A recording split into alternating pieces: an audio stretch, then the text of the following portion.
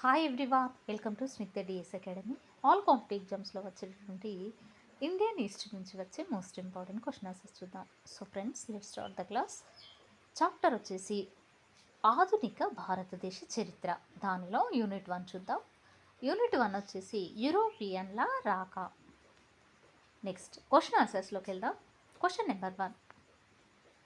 16వ శతాబ్దంలో పోర్చుగీసు వారు భారతీయులకు ముద్రణ యంత్రాన్ని పరిచయం చేసి ఎక్కడ తొలి ప్రింటింగ్ ప్రెస్ను ఏర్పాటు చేశారు? ఆన్సర్ ఆప్షన్ సి అండి, గోవా.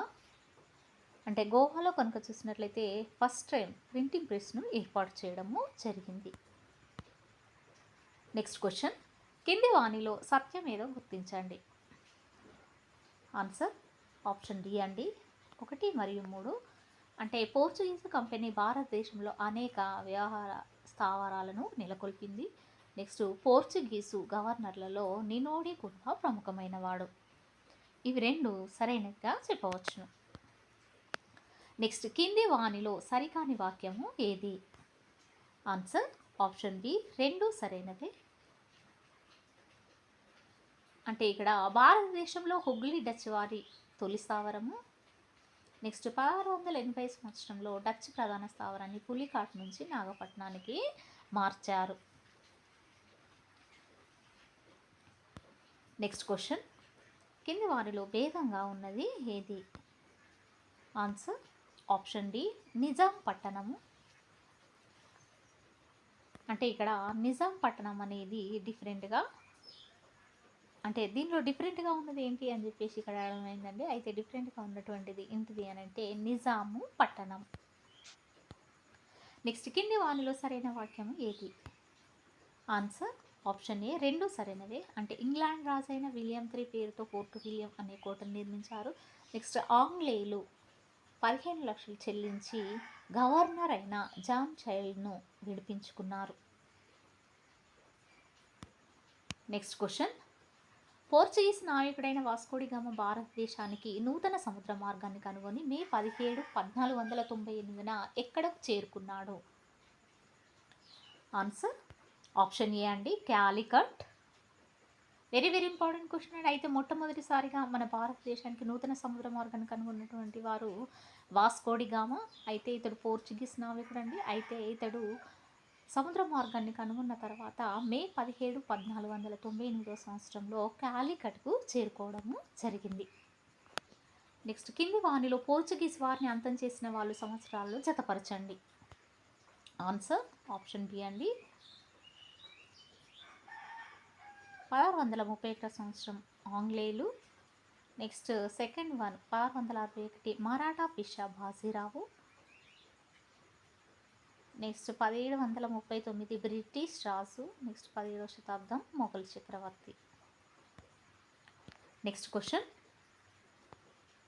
తొలి పోర్చుగీస్ గవర్నర్ వ్యాపార అభివృద్ధి కోసం నీటి విధానంను అవలంబించాడు. ఇది సముద్ర వ్యాపారానికి అత్యంత ప్రాధాన్యత కల్పించే విధానము ఏదండి? నీటి విధానము. అయితే ఇతను గుజరాత్, ఈజిప్ట్ మరియు టర్కీ సుల్తాన్లతో యుద్ధాలు చేశాడు. ఇది ఎవరి గురించి చెప్పబడింది అని అంటే ఆన్సర్ వచ్చేసి ఆప్షన్ బి అండి, ఫ్రాన్సిస్కో డి ఆల్మిడా.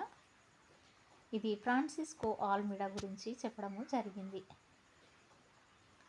అంటే తొలి పోర్చుగీస్ గవర్నరు వ్యాపార అభివృద్ధి కోసం నీటి విధానం అవలంబించారండి. అయితే ఇది సముద్ర మార్గం అత్యంత ప్రాధాన్యత కల్పించే విధానం.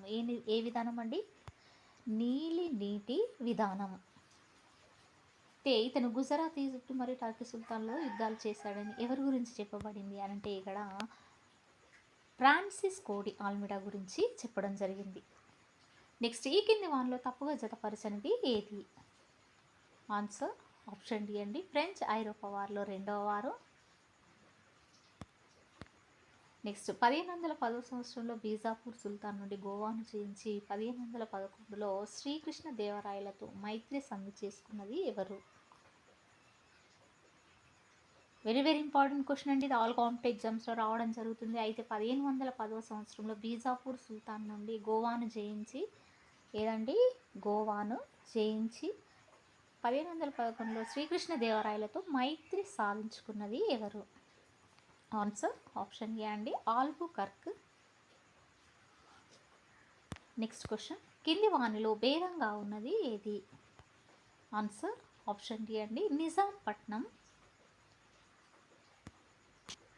నెక్స్ట్, ఎన్ని సంవత్సరాల వరకు ఈస్ట్ ఇండియా కంపెనీ మినహా ఇంగ్లాండ్ నుండి ఏ ఇతర వర్తకులు భారతదేశానికి మరియు ఇతర తూర్పు దేశాలకు వెళ్ళడానికి వీలు లేకుండా చేశారు? ఆన్సర్ ఆప్షన్ డి అండి, 15 తూర్పు దేశాలకు. సారీ అండి, అయితే ఇక్కడ సంవత్సరాలు అడిగారండి. అయితే 15 సంవత్సరాలకు ఈస్ట్ ఇండియా కంపెనీ మినహా ఇంగ్లాండ్ నుంచి ఇతర వర్తకులు భారతదేశానికి మరియు ఇతర తూర్పు దేశాలకు వెళ్ళడానికి వీలు లేకుండా చేయడం జరిగింది. నెక్స్ట్ క్వశ్చన్, బ్రిటిష్ అధికారి అయిన జాబ్ చర్నాక్ ఏ 3 గ్రామాలను అజీమ్ ముస్తా అనుమతితో కొనుగోలు చేశాడు? ఆన్సర్ ఆప్షన్ డి అండి, పైవన్నీ. అంటే గోవిందాపూర్, కాలికత, సత్నౌతి, ఇగో ఈ 3 గ్రామాలను అజీముత్ షా అనుమతితో కొనుగోలు చేయడము జరిగింది. నెక్స్ట్, కింది వానిలో అసత్యం ఏదో గుర్తించండి. ఆన్సర్ ఆప్షన్ ఏ అండి, 1 మరియు 2. అంటే 1695 సంవత్సరంలో ఔరంగజేబు షా సుజా ఇచ్చిన నిమిషాను ఆమోదించాడు. నెక్స్ట్,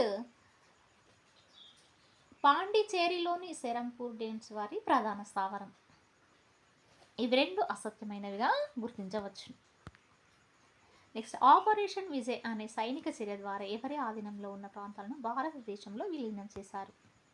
ఏంటండి, ఆపరేషన్ విజయ్ అనే సైనిక చర్య ద్వారా ఎవరి ఆధీనంలో అండి? ఇక్కడ ఎవరి ఆధీనంలో కనుక చూసినట్లయితే ఆన్సర్ వచ్చేసి ఆప్షన్ సి అండి, పోర్చుగీసు. అంటే పోర్చుగీసు వారి ఆధీనంలో ఉన్న ప్రాంతాలను భారతదేశంలో విలీనం చేయడము జరిగింది. నెక్స్ట్ క్వశ్చన్, క్రింది వానిలో ఫ్రెంచ్ వైఫల్యానికి మరియు బ్రిటిష్ విజయానికి దోహదపడని అంశం ఏది? ఆన్సర్ ఆప్షన్ బి అండి, ఫ్రెంచ్ సైనిక శక్తిని నిర్లక్ష్యం చేసి కేవలం వ్యాపారానికి ప్రాధాన్యతనివ్వడం. అంటే ఫ్రెంచ్ వైఫల్యానికి మరియు బ్రిటిష్ విజయానికి దోహదపడని అంశం ఏది అని అంటే ఫ్రెంచ్ వైఫల్యం చెందడానికి మరియు ఇంకొకటి ఏంటంటే బ్రిటిష్ విజయానికి దోహదపడని అంశం ఏది అని అంటే ఆన్సర్ వచ్చేసి ఫ్రెంచ్ సైనిక శక్తిని నిర్లక్ష్యం చేసి కేవలం వ్యాపారానికి ప్రాధాన్యతనివ్వడం అనేది ఈ ఫ్రెంచ్ వైఫల్యానికి దోహదపడని అంశంగా చెప్పడమైంది. నెక్స్ట్, కింది వారిలో సరైన వాక్యము ఏది?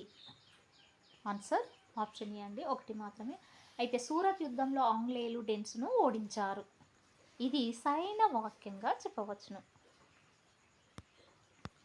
నెక్స్ట్, 18వ శతాబ్దం మధ్యలో కోటలచే పటిష్టపరచబడిన ఇంగ్లీష్ స్థావరాల్లో ఏది ఎక్కువ జనాభాను కలిగి ఉంది? ఆన్సర్ ఆప్షన్ బి అండి, మద్రాస్. అంటే 18వ శతాబ్దం మధ్యలో కనుక చూసినట్లయితే కోటలచే పటిష్టపరచబడిన ఇంగ్లీష్ స్థావరాల్లో ఏది ఎక్కువ జనాభాను కలిగి ఉంది?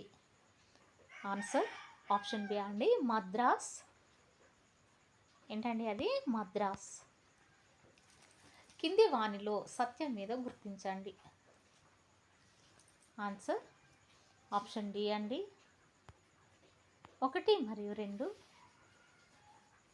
అంటే ఔరంగజేబు కాలంలో ఆంగ్లేయులకు మరియు మొఘలులకు ఘర్షణ ప్రారంభమైంది. నెక్స్ట్, డెన్మార్క్ దేశ పౌరులను డేన్స్ అని అంటారు. వెరీ వెరీ ఇంపార్టెంట్ క్వశ్చన్ అండి. అయితే డెన్మార్క్లో ఉండేటటువంటి దేశ పౌరులను ఏమంటారంటే డేన్స్ అని అంటారు.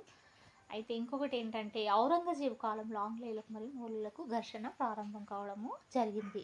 అంటే ఇవి 2 సత్యంగా చెప్పవచ్చు. నెక్స్ట్, ఈ క్రింది వాన్ని జతపరచండి. ఆన్సర్ ఆప్షన్ సి అండి. ఆప్షన్ సి ఏంటంటే ఫస్ట్ వన్ వచ్చేసి డి, ఆంధ్ర తీరము అంటే వందే హాగెన్. నెక్స్ట్, తమిళ తీరము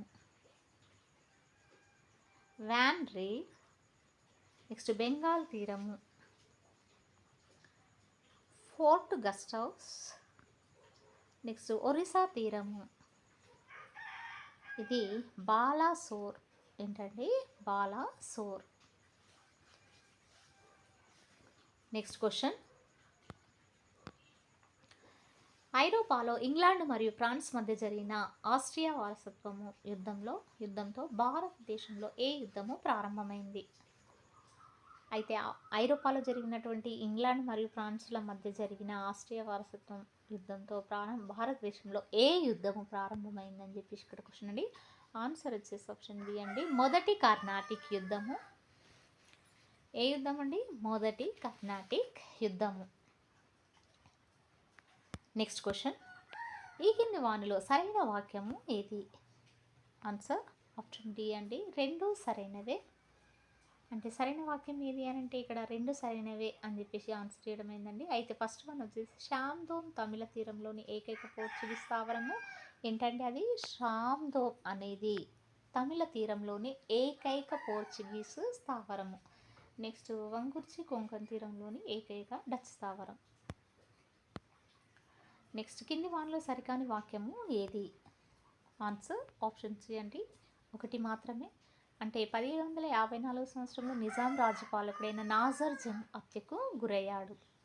ఏ సంవత్సరం అండి? 1754 సంవత్సరంలో నిజాం రాజ్యాన్ని పాలించినటువంటి నిజాం రాజ్యపాలకుడైన నాజర్ జంగ్ అనే వ్యక్తి హత్యకు గురి కావడము జరిగింది.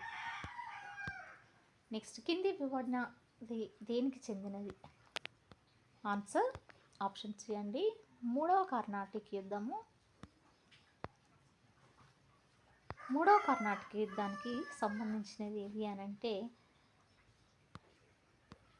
ఆన్సర్ వచ్చేసి ఇక్కడ ఏంటనంటే వందవాసి యుద్ధం, పారిస్ సంధి, సప్తవర్ష సంగ్రామం అనేవి ఇవి మూడు దేనికి సంబంధించినవి అని అంటే మూడవ కర్ణాటక యుద్ధానికి సంబంధించినవి. నెక్స్ట్ క్వశ్చన్ ఏంటో చూద్దాం. భారతదేశానికి వచ్చిన పోర్చుగీస్ క్రైస్తవ ప్రచారకుడైన సెయింట్ ఫ్రాన్సిస్ జేవియర్ కోవా మరియు తమిళ తీరంలోని ఎంతమంది మత్స్యకారులను కాథలిక్ మతంలోకి మార్చాడు? ఆన్సర్ ఆప్షన్ సి అండి, 7 లక్షలు. వెరీ ఇంపార్టెంట్ క్వశ్చన్ అండి, ఇది ఆల్ కాంపిటేటివ్ ఎగ్జామ్స్లో రావడం జరుగుతుంది. అయితే మన భారతదేశానికి వచ్చినటువంటి పోర్చుగీస్ క్రైస్తవ ప్రచారకుడైన సెయింట్ ఫ్రాన్సిస్ జేవియర్ కోవా అంటే ఈ ఇద్దరు వ్యక్తులు తమిళ తీరంలోని సుమారు 7 లక్షల మంది మత్స్యకారులను కాథలిక్ మతంలోనికి మార్చడము జరిగింది. సో ఫ్రెండ్స్, ఇది ఈ రోజుకు సంబంధించినటువంటి క్లాస్. మీకు నచ్చినట్లయితే లైక్ చేయండి, షేర్ చేయండి, సబ్స్క్రైబ్ చేయండి. Thank you very much.